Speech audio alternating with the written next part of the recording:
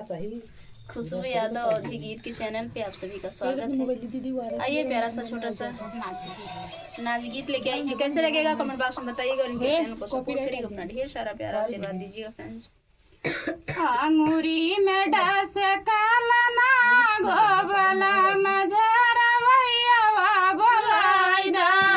अंगूरी में डास काला ना गोबला मझरा भैया बोलाई दा।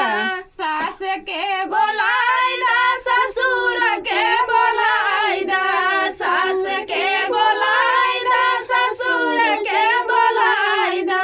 मम्मी जी से भेटिया कराई दा, बला मझरा भैया बोलाई दा।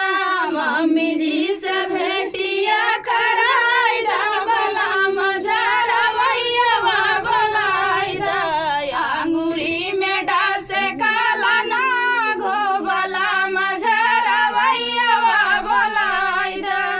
अंगूरी में डास काला ना गोबला मझरा भैया बोलाई दा। जेठ के बोलाई दा, जेठानी के बोलाई दा, जेठ के बोलाई दा, जेठानी के बोलाई दा।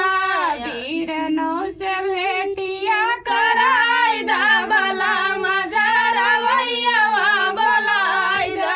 वीरनौ से भेटिया कराई दा, बला मझरा भैया बोलाई दा। अंगूरी में डास काला ना बला मझरा भैया बोलाई दा। देवर के बोलाई दा, ननदियों के बोलाई दा, देवर के बोलाई दा, ननदियों के बोलाई दा। बहिनियों से भेटिया कराई दा, बला मझरा भैया बोलाई दा। बहिनियों से भेटिया कराई दा, बला मझरा भैया बोलाई दा। अंगूरी में डास काला ना बला मझरा भैया बोलाई दा। तो फ्रेंड गीत कैसे लगा कमेंट बॉक्स में